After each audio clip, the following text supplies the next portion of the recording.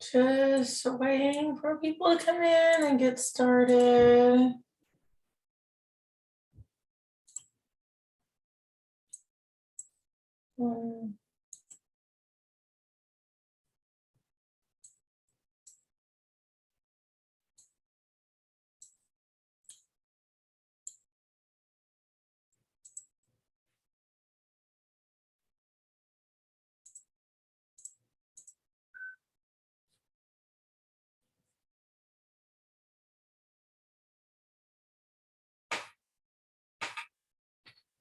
Silence everything.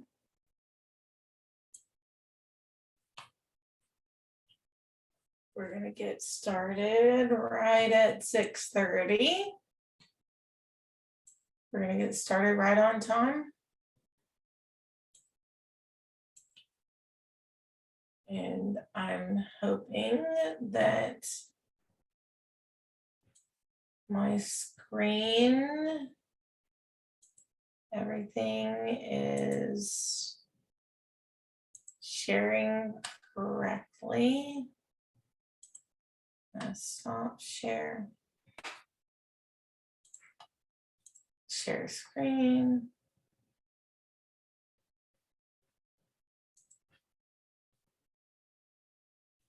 Share screen. All righty.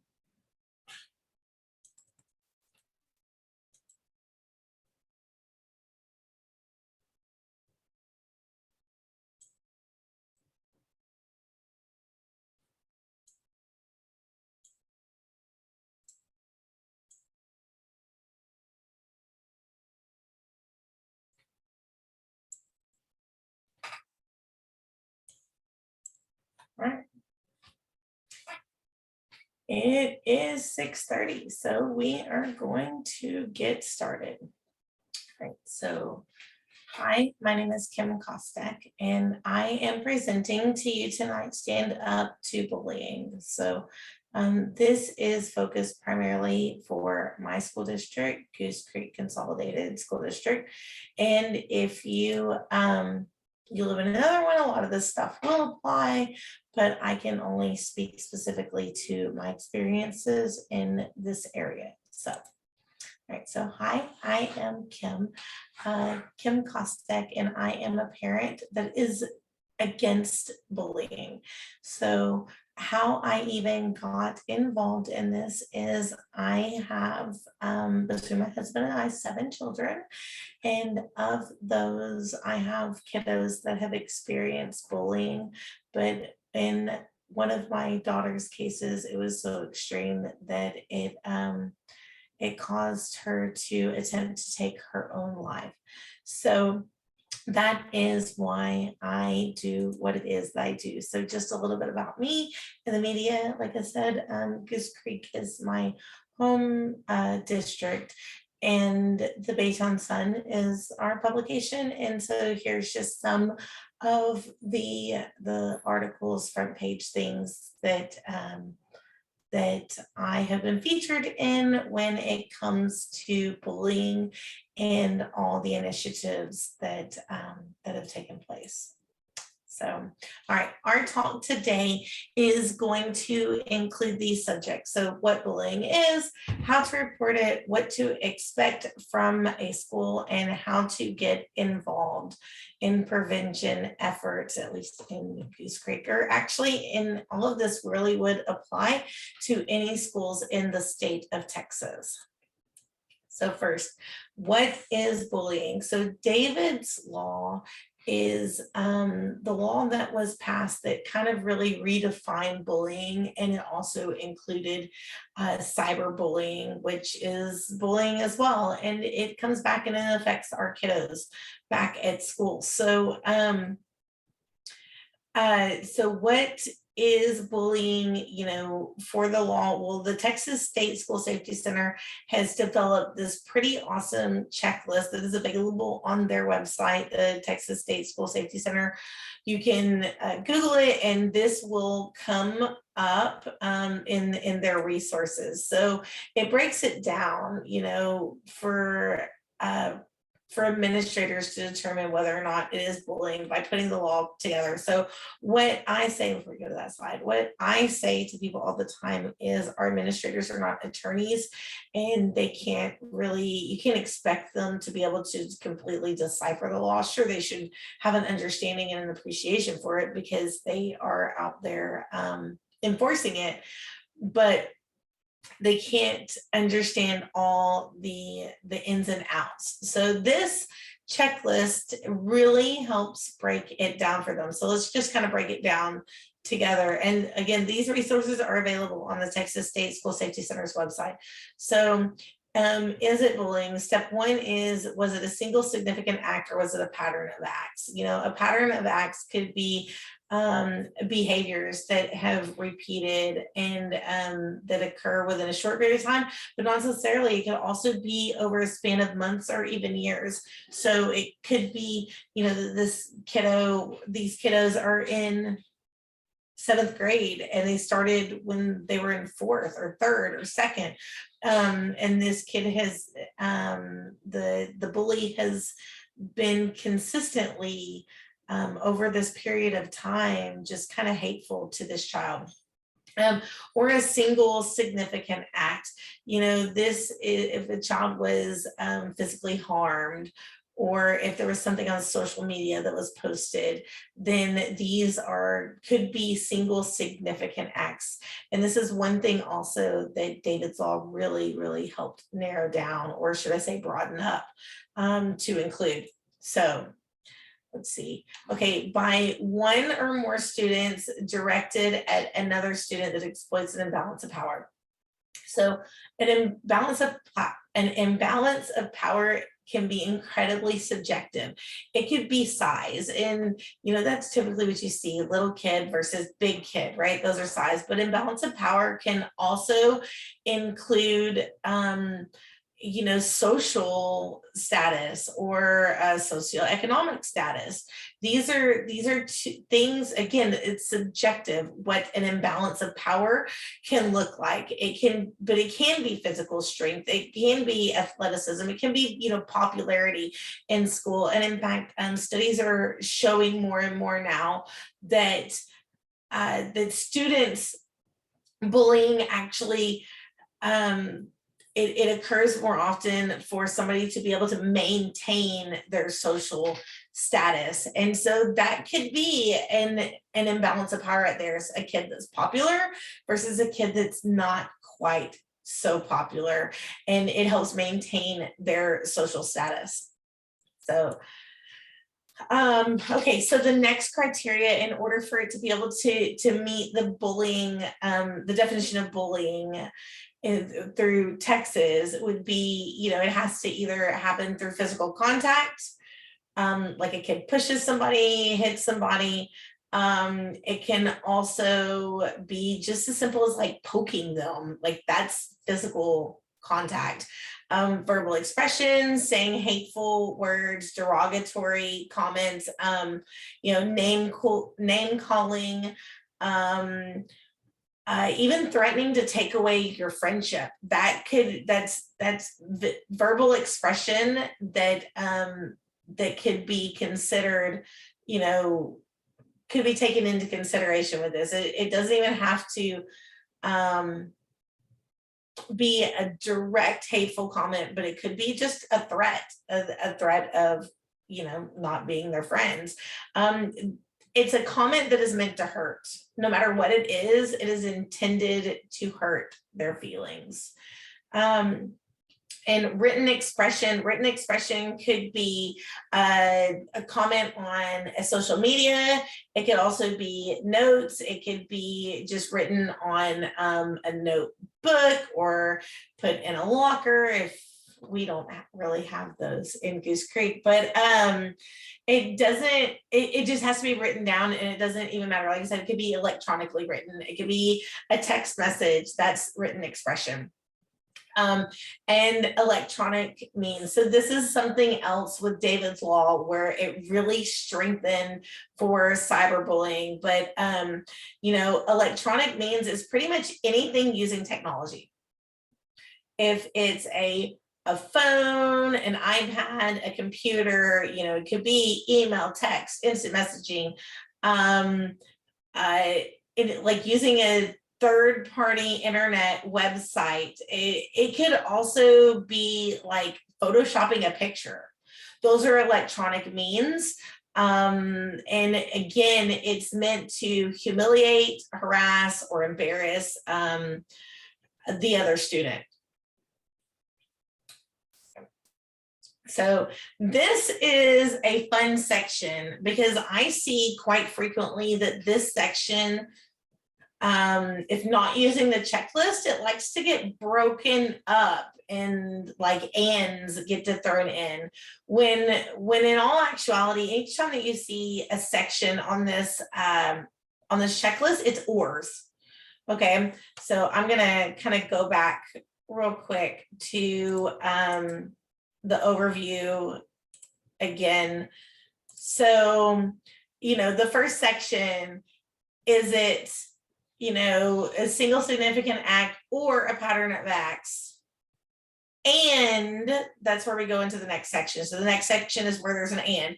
Anytime that there's a break or an arrow going down, that's where an and falls in the law. So it's, A or B, and A or B, and A or B or C or D. So as we follow through, I don't know if you can see my mouse, but yeah, this would be where an and is, and this would be where an and is, and these would be ors. Well, that's the single criteria, but this is a bunch of ors and a bunch of ors, and then this is an and, okay.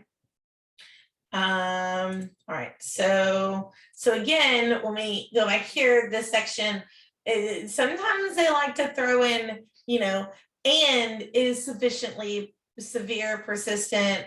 Well, sometimes they also like to do, because the old law said and right here, and pervasive. So the law, the way it was originally written prior to David's law and the changes that were made, is it said, is sufficiently severe, persistent, and pervasive enough that the action causes threat, in this. And so they cleaned up that wording a whole bunch. So again, let's go through this section. This is all really self-explanatory. It doesn't really require as much information put to it. But if it meets those other criteria, and it does one of these, 7 options. Okay, so all the other stuff, and it does one of these 7, or at least one of these 7. It physically harms a student or damages their property. And again, take note to the or damages their property, creates reasonable fear of harm to the student or damage to their property, is sufficiently severe, persistent, or pervasive enough that the action or threat creates either A, an intimidating educational environment, B, a threatening educational environment, or an abusive educational environment. So if it creates one of those, and then or it materially or substantially disrupts the education process or operation of the school, or it infringes on rights of the victim of the school. So these are all a bunch of ors. And that is what's super important, where a lot of things get really mixed up, is they think, oh, it's got to be this and this and this. And that's kind of how the law was written prior to 2017. David's law went into effect, all the modifications and stuff that were done in 2017. What also happened is it used to be under, I want to say, like curriculum, and David's law, when they did these modifications, where it got moved to like the behavior and student code of conduct, like that section of the education code. So again, what's really important is noting that these are all ors. That's super, super important. And I've heard it misquoted. I've heard it misquoted from leadership. and where they use ands where there should be a bunch of ors. And that's why this checklist is so incredibly important. So we're going to kind of break this down a little bit more. So again, physically harms the student, damages their property. It could be bruises, cuts, burns, anything if it left a mark. Okay. Or if it ripped something or pulled something or broke something, or it creates reasonable fear or harm to damage their property. That, like this example that you use, you'll be sorry if you come to school tomorrow. You know, you have a reason to believe that there's going to be physical harm to you or your property. In reasonable fear, what it comes down to is other people in that same situation would feel the same way. It's likely that if you heard that you would feel the same way that the victim feels. Okay. An intimidating educational environment is like it makes them feel that school is not even a safe place for them.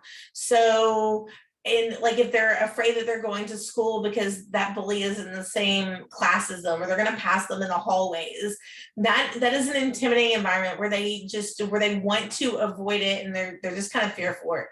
And then threatening educational environment. It's like their fear if they return to school that something will happen, that this person will seek them out and to cause harm to them. And an abusive educational environment is that it's just outright not a safe place for them to return, because they know that they're gonna get pushed down the stairs, or they've been told not to sit next to them, or don't come to class, or don't walk in the hallway with us. That's where it crosses the line of abuse. Okay, materially and substantially disrupts the education and process or operations of the school. So if you're looking at this category, that means that that the teacher is unable to do what they need to do because they're so busy having to disrupt the issue between the two students, or the student may be, like I said before, like afraid to go into the class, and they're not able to receive the instruction or other students aren't able to receive the instruction as well because of the behavior of the student that is bullying. So this could be a child that is just outright disrupting the class, standing in front of the class, or not able to allow others their right to a safe education, and infringes on the rights of the victims at school. So if excuse me, if a student is unable to this says go to the restroom, or they don't feel like they could go into the lunchroom, and all the rights that students have and to have a safe education, right? It kind of infringes on their rights, where they don't feel like they can participate in after school activities, or they can't come to school early and hang out with their friends because of this person. It's infringing on their rights, the rights of the victim in the school environment. All right. Then the last section, so the first part of the law is in the checklist is really about, figuring out if the actions, if they would meet the criteria. And then the second part is about kind of like where it happened, for if the school has jurisdiction on what's going on. It doesn't mean that your child isn't necessarily being harassed, or the victim doesn't have rights to feel this way, but it's like, does the school even have jurisdiction over this? So was the act committed by any type of electronic communication? So this is, again, some of that big change that happened in 2017 with David's Law. And because if they are being bullied, by a phone. The way that it used to work is, and I know this firsthand with my oldest daughter, we went through this. This is before David's Law. That these girls were harassing her horribly on Instagram. It didn't matter. She was in like 5th grade, I want to say 4th grade. And they were just saying terrible things. I think she looked ratchet was the thing, and calling her fat, like just saying these horrible things to her on Instagram. And I remember going to the principal at that time, the elementary school principal, and saying to him, like, look at what these terrible things that these girls are saying to her. And my daughter says, or he says, well, are they saying these things at school? And she was like, no, they're just like really mean and glare at me at school and really uncomfortable. And it wasn't to that degree.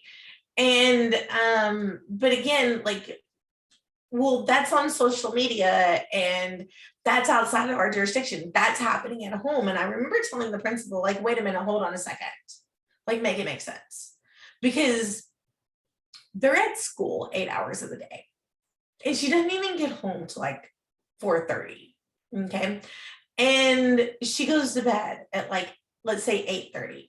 So the majority of her awake time, 8 hours, is at school. And during the small 4-hour break that she has that's available to her at home, they're saying this. What makes you think that it's not transferring over to the school? And he said it didn't matter. It didn't matter. There's a Baytown police issue. That's a harassment issue. And I was just baffled, dumbfounded. Like, seriously, make it make sense. It didn't at all. So the unfortunate sign to David's Law is David Mollick that took his own life. That was what it was a result of, was cyberbullying. Okay. And so it transferred back to the school, and nobody really recognized it, or even if they did recognize it, their hands were tied. And so this really strengthened that. So was the act committed by using any type of electronic communication, a cell phone, a computer, whatever? And so this is like where that Instagram would have kind of been blanketed in on this. So let's just go down. If the answer is no, okay, if it was not used by any type of electronic device, was it on school property or a school sponsored or school related activity that was off campus, like a football game or a UIL competition? So, or was it on a school bus or a vehicle used to transport the students? And so now, even if it wasn't an electronic, and we don't have to go over to that section, then it says to the school, okay, we have jurisdiction on this because it happened at our school. It happened on our district property. Okay. So let's say that this is like with my daughter, when she was younger, that situation was on Instagram. Okay. And that was happening at home. So was it done by an electronic communication device? The answer to that would then be yes. Did it occur outside of a school sponsored activity? So the answer, is like if they were texting at school, well, then now we're back to on school property and the school has jurisdiction. So yes, this kid did it at home, right? In the comfort of their bed. So now it comes back, did the act interfere with the student's educational opportunities or substantially disrupt the orderly operation of a classroom, school, or school-sponsored event? Well, yeah, it's coming back and it was affecting my daughter at school. She couldn't focus, she couldn't concentrate. And she was terrified of these girls that were saying mean, hateful things. She was crying, she had nosebleeds. Then yes, it's bullying. But no, if it was happening by an electronic device and it wasn't hurting them back at school, then technically the school district doesn't have authority over this. Now, it doesn't mean that something terrible isn't going on.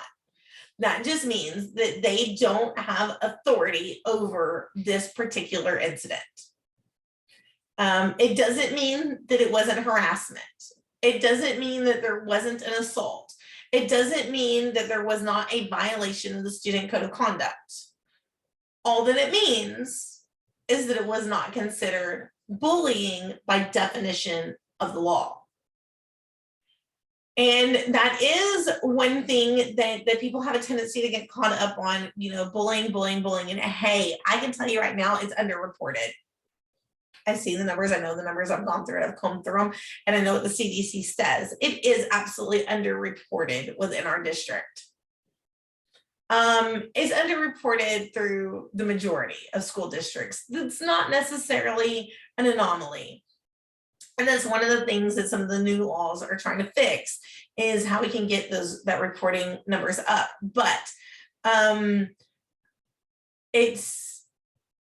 we just need to make sure that if it is bullying, it is addressed as such.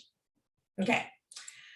So how can you report bullying in Goose Creek? So there's technically 3 ways that you can report bullying in Goose Creek. And I guess maybe I was told today of potentially a 4th one, that on the kids' iPads, they might have something now, and that's new and interesting. And I'm going to be looking into that more and asking more questions, but I'm sure it kind of falls in here also, the school website. But I'm gonna have to look to see what that is. But district website. So that is a way that is legally required for you to be able to report bullying. So I'm gonna give it to you straight. On our district website, if you were to so in order to be able to find it, you go to, in fact, you know what, I can just show it. I'll do that. So ISD.net. Okay, I'm gonna bring this over to the screen. Okay, so in order to be able to do it on the district website, it's terrible.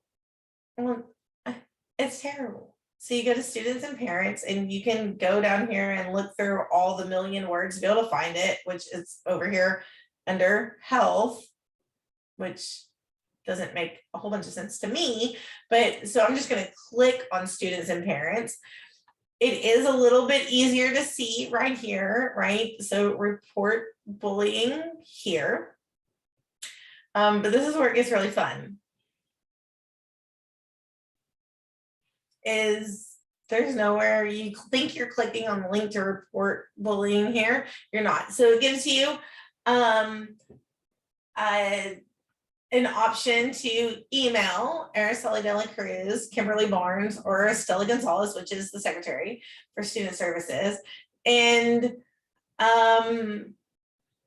yeah, these links don't even always work. I don't even know if it's not working or if it's somehow popping up on a different screen, because I've got 2 screens open here. But well, I'm clicking on it right now and it seems not to be working. Not a really good dependable way. Okay, so but then there's another option, bullying. And mind you, the first link that we had clicked on was, report, or you thought that you were reporting bullying, right? Report bullying here. And you couldn't.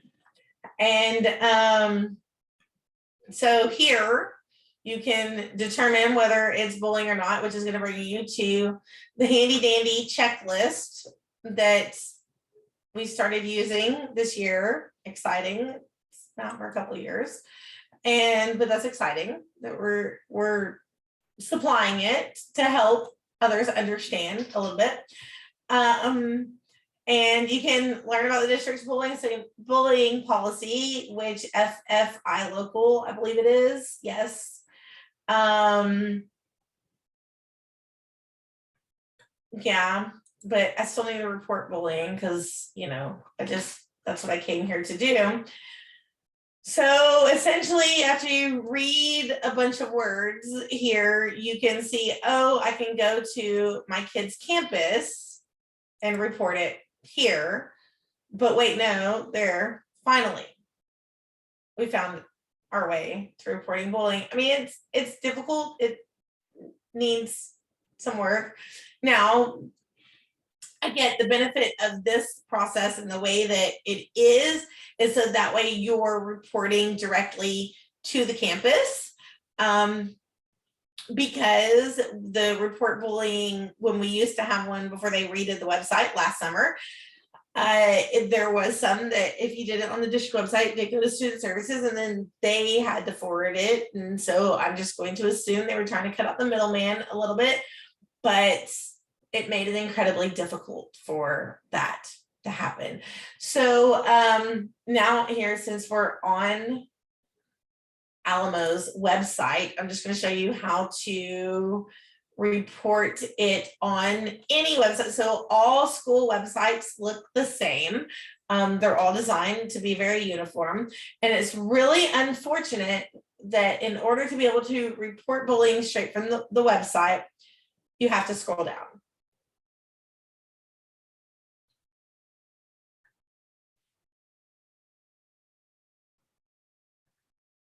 Yeah.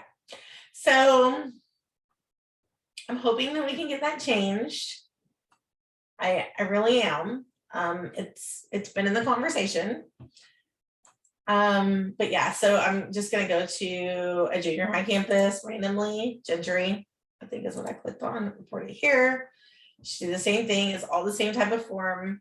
I'm just gonna click home. So, and again, it's the same junior high. You have to scroll down. And just because we're here, why not? Let's do it for a high school. I'll choose Robert Lee because that's where my kids go to school. Same thing, great. It's got that form with all the different options. I mean, it is an incredibly thorough form. And we were given allocates on this form from the David's Legacy Foundation. They thought it was great and it was very thorough. It's some of the verbiage. We're hoping that we can get that changed. Need some help identifying bullying. Take a stand, lend a hand. Like I think the take a stand, lend a hand is great, but need some help identifying bullying. Like no, we should have some improvements with verbiage. But okay, so I'm gonna go back to home for Lee, and it's the same thing. You have to scroll down, and it takes you back to that form, but yeah, it's a little disheartening. It's difficult, and it is difficult. But your third option is that you can directly email the grade level assistant principal if you're in an upper class. And I've lost my screen. That's okay. You can email directly a grade level AP. So the standard email format that we use in Goose Creek is first name dot last name at GCCISD.net. And this works for, you know, anybody and everybody in the district. You just might want to make sure that the spelling is correct at the first dot last name, and also paying attention to if it's a nickname like Jerry or Sue or whatever, that actually is what their name is, in the way that the email is done. So all right, so what to put into your email if you're going to email an administrator, include as much information as possible. You know, that, you know, it was brought to my attention that my child, you know, feels that they've been a victim of bullying by so-and-so, and here's the details as I understand them. And you, it's not fact yet. And I'm not saying that kids lie, or I mean they do whatever they can, but they are given their version of the truth, and their version of the truth is incredibly important, but it does, you know, you do want an investigation. So these are the details as I understand them because I wasn't there. And this is what my child reported to me, and therefore I am reporting back to you. Okay. And then I would ask that there are safeguards for your child. You know, if my child has this class with this student, and I want to make sure that there's an investigation done or something is put into place before my student has to see this kid again, because my student is nervous. And then, you know, they tell them that you want an update. You need to ask for the update. You know, I would appreciate an update today on you know, on what you're planning on doing in the interim while you conduct your investigation, and then request an anticipated timeline. You know, things get a little different, and the law requires that the victim's family be notified within 3 school days after the incident occurred. So, or after notification. So let's just say teacher or principal is made aware of it on Monday. Then technically so Monday, and then technically they're not required to notify you till Tuesday, Wednesday, Thursday. Okay. So that timeline doesn't start until the next school day, and then they have 3 school days to be able to inform you of that. And then, which is better than the way it used to be, because it used to be a reasonable amount of time. So now they really narrowed that down with the changes that were done in 2017 with David's Law. And then the next thing is for the bully, the perpetrator, they have still that reasonable amount of time clause for their parents to be notified. And the reasoning behind that is that, well, they don't have to be protected, you know, and the one that needs to be protected, you know, they have 3 days to be able to tell you, which personally I believe is too long. And I do see that it happens typically when, you know, a principal or assistant principal is made aware of the situation. It typically is, they do give notification of what they've been made aware of by that afternoon. So things get a little bit trickier though when you're the one notifying the principal. So now they kind of have to go backwards a little bit and figure it all out. And so it is not unreasonable for you to ask for when you're going to receive an update.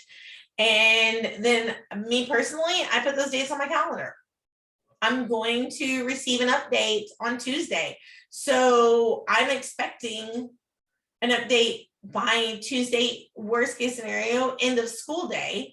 So Wednesday morning, I'm probably shooting another email and saying, hey, where's that update?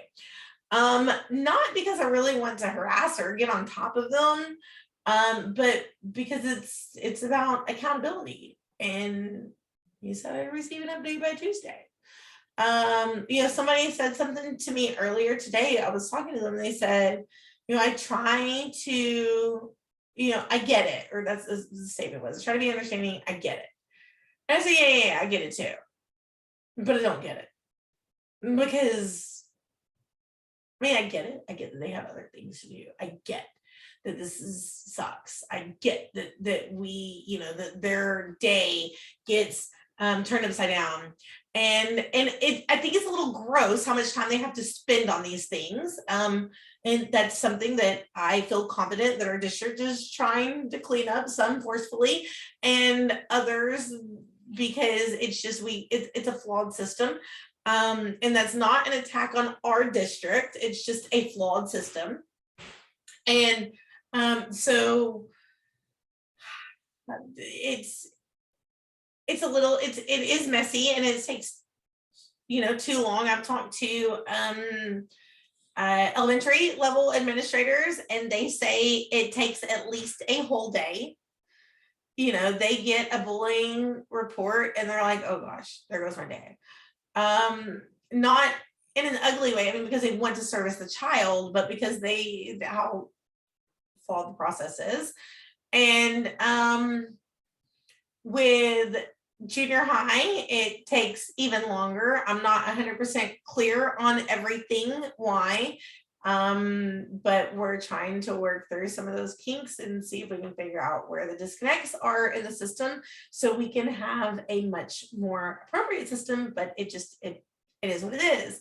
And so it's not unreasonable to ask and to kind of stick to it. Hey, when am I anticipated to be able to get an update on this or a conclusion? And there's sometimes things take longer. They have to review footage and totally get that. Totally get that. And then make sure that you give them your contact info and the best way to be able to contact you or time of day to be able to contact you. If your schedule isn't necessarily 100% flexible.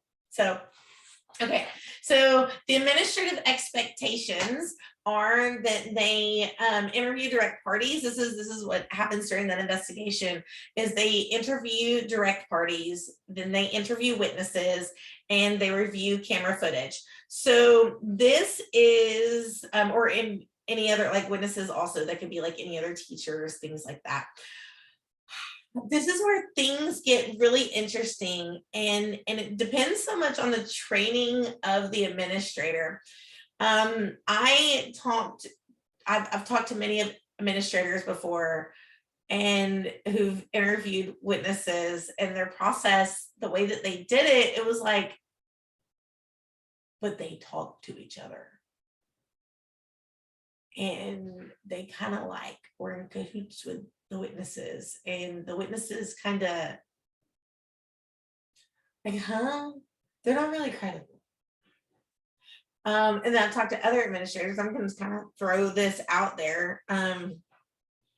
James Gray at Lee High School impressed the hell out of me when we had a conversation on this. And he says, oh no, I pull my witnesses and separate them until I can talk to them. And if they had any opportunity, text, phone, whatever, to talk to each other, he's like, I'm not listening to what they have to say, especially if the obvious is there. And so it's like, wow, really? That's brilliant. But yet not necessarily what's going on. So I think that right there is just kind of like a training thing, because remember, these are, educators. They're not attorneys. They don't have law degrees. So it's really hard, and there's like a level of forgiveness that you want to be able to offer them. And at the same time, it's like, no, not so much. Like, the common sense says, if you're interviewing a kid 4 days later, they've had a time to get their story straight or to change it or what have you. So, and then hopefully if there's any camera footage, they will review it. So, you can't see as a parent, especially if it has another student in it, you can't see the camera footage. FERPA prevents that. So that's like the Educational Privacy Act, what have you. It prevents that. But I have heard of circumstances where they will let the kid go and watch the video and then explain back to the parents like what they did in it. I've heard of circumstances of that happening. And then also, and your kid can tell you, so like they can't tell you names, but your kid can tell you names, right? But they can't confirm or deny like anything. Okay, so preponderance of evidence. This phrase just gives me a headache. So it's a very intimidating term, but don't let it fool you. All it means is it's more likely that it happened. So preponderance of evidence is not a phrase that is used anywhere.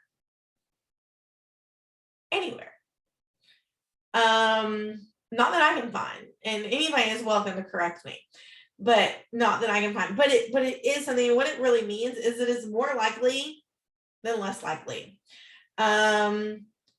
It's not included in the law, but this is not a court of law. So yes, we are breaking down, law and education code and what have you, but this is not a court of law either. This is not, was it beyond a reasonable doubt this happened? This is, was it more likely that it happened than it didn't? 51%. So, and what it really comes down to is it possible that it happened? Is it likely? Yeah. Okay. So stay away agreements. This is like what options are even available. Stay away agreements are something that I almost feel like they're like the best kept secret. Now, I get it. We don't want a whole bunch of kids running around with a whole bunch of stay away agreements, and that can make things a little bit of a nightmare, maybe, but if it's to protect the child and it's necessary. So, but it is the best form of protection that the school district can offer for the victim. Essentially, it's like a restraining order that comes with disciplinary consequences with the school district if it's violated. It prevents the students from any type of interaction. And it also prevents other students from being able to act on their behalf. So you can't be like, go tell Susie she's fat. No, that doesn't work. Okay. It's no interaction at all whatsoever between the students, and it may include a schedule change.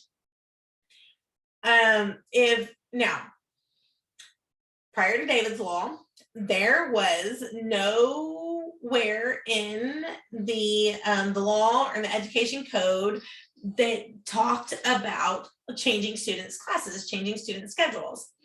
And so it was typically where the victim had to have their schedule change. And I know this for a fact because I had students that were in school prior to David's law, and that's what ended up happening. And I remember my panties were in all kinds of a ruffle over this. Okay, because now you're re-victimizing my kid because this other kid wants to act like a little asshole. Great, thanks. Well, I can't make the other kid change classes. Okay, so that's been changed actually to prevent re-victimization of the child, that it is the bully or the aggressor that is put kind of in the line of fire for a schedule change if one is so requested. There are some lines to that could prevent it, because remember that child is entitled to equal learning opportunities and as any other student. So the example that I have to give is one that my family actually experienced with a stay away agreement between one of my children and another student, that we couldn't have the perpetrator change classes because one of the classes that my student and the other student was in, there was only one class period that this class was available. It was also an advanced placement class. And so because of that, if that child was removed from that environment, then they wouldn't be getting the still the equal opportunity education that they were entitled to. Now, if there would have been this other AP class in another class period, then that would have then been possible. So then we were faced with the opportunity or the option of, well, does my child not take this advanced placement class that there's only one of? And I didn't think that was really fair to her either. So we had to make other accommodations for the class. So they don't enter or exit the room at the same time. And my daughter's desk, or where she sits, is actually closer to the door.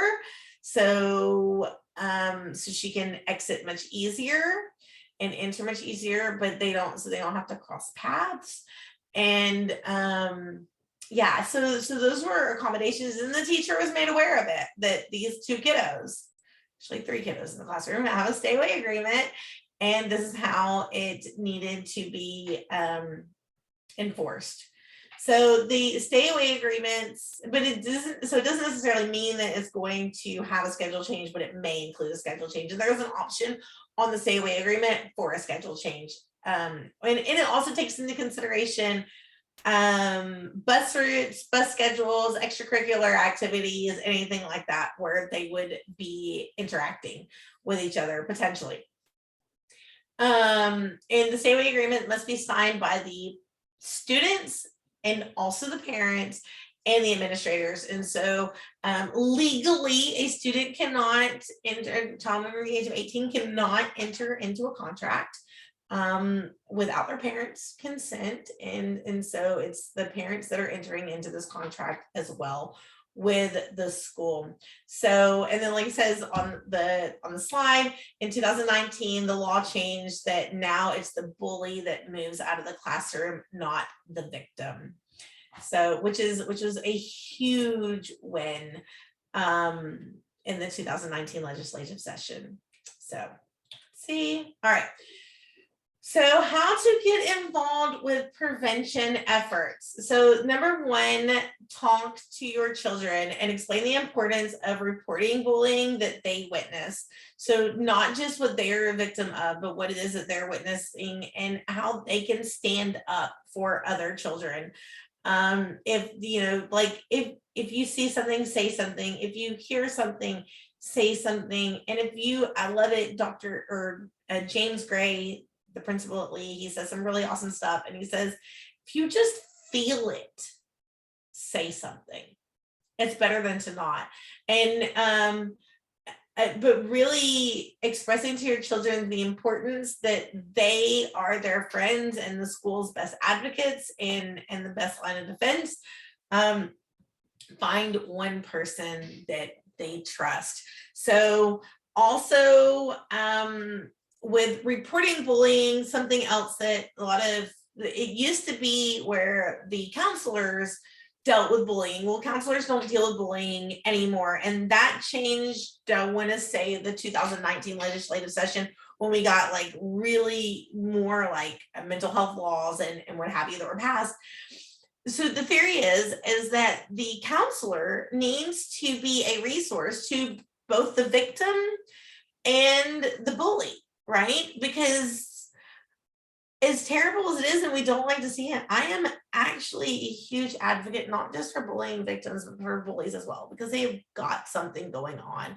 You just don't do this to people unless you're probably unhappy inside or at home or whatever it is. Okay, so they clearly have something going on. And with this legislative that legislative session, they made it where it's like almost the services have to be provided to not just the victim, but to, you know, to the bully, to the assailant in this case, right? And they need to have equal and fair opportunities. And you can't do that if the counselor is the one that's having to like figure out, is this a bullying situation? So that's why I got kind of pushed over onto the APs to handle this, right? Because they're to be the authority and the counselors are there to be the ear for them, you know, the shoulder for them to lean on, right? So so it's important for your child to know that they can report it to anybody. They can report it to the cafeteria lady. It doesn't really matter. Whoever it is that they feel comfortable, but it is just super important that they say and they tell you about it. So, and then ask for a committee. So, in the 2021 legislative session, Senate Bill 2050 was passed, and SB 2050, I am super proud to say that I was kind of a part of the grassroots of this. And it requires that we have committees in our campus. So we're still waiting for the official language from TEA. And I'll be honest with you, I'm a little disappointed in our district because they had committed, well, so we have the district-wide anti-bullying committee, and it's taken some changes on what it was originally intended to look like to be able to include more administrators. But that was also because we were under the understanding that we were going to have subcommittees on our campuses. Unfortunately, that has not manifested the way that we had hoped, not completely and entirely.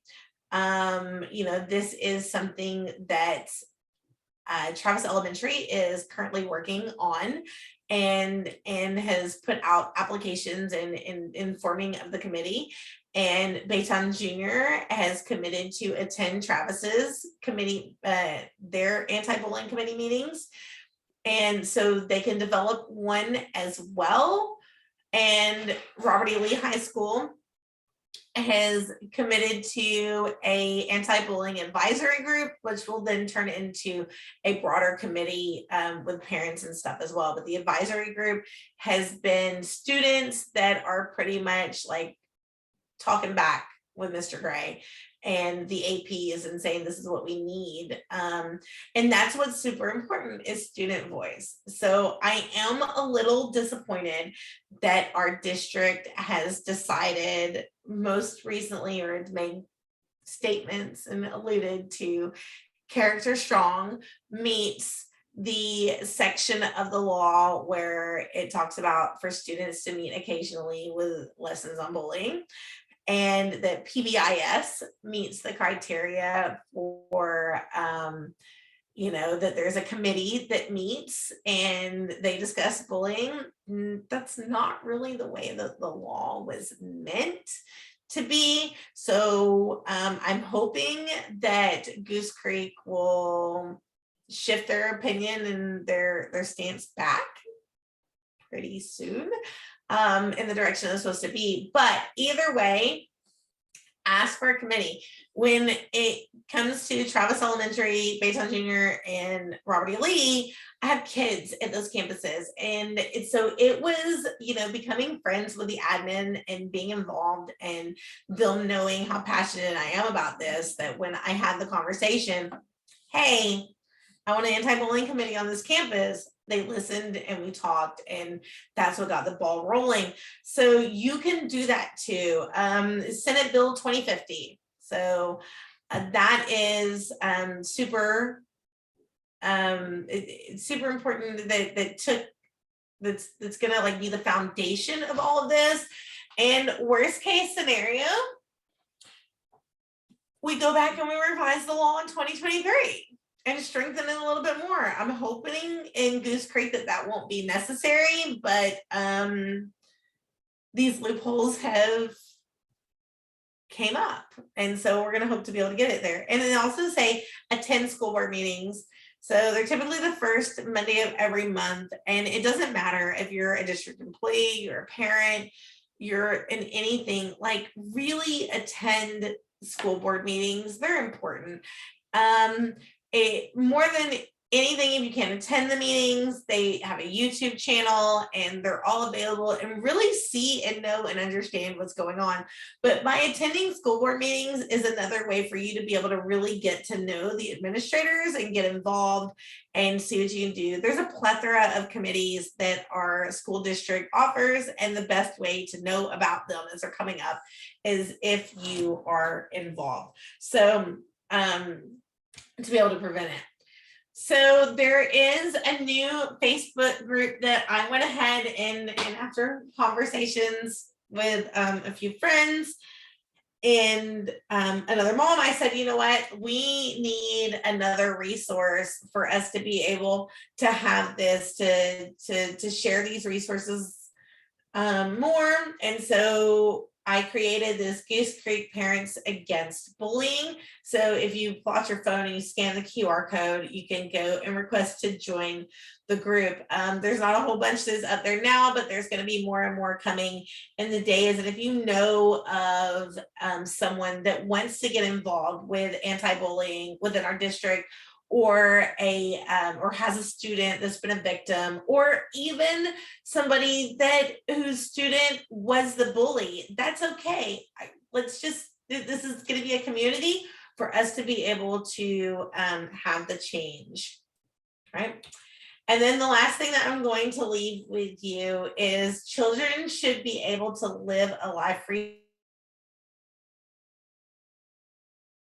of bullying and harassment. And it's so that yeah, that is kind of where we are. And I hope that this webinar was incredibly informative, and I'm gonna stop sharing now. There we go. So I hope that this was informative, and you were able to get the tools that you needed in hopes that you can help be a better advocate for your child and for others. So if you need to reach out, you're going to find me on that Facebook group. And I'm also just an email away, kim@kimkostek.com, KIMKOSTECK.com. And I wish you all the best.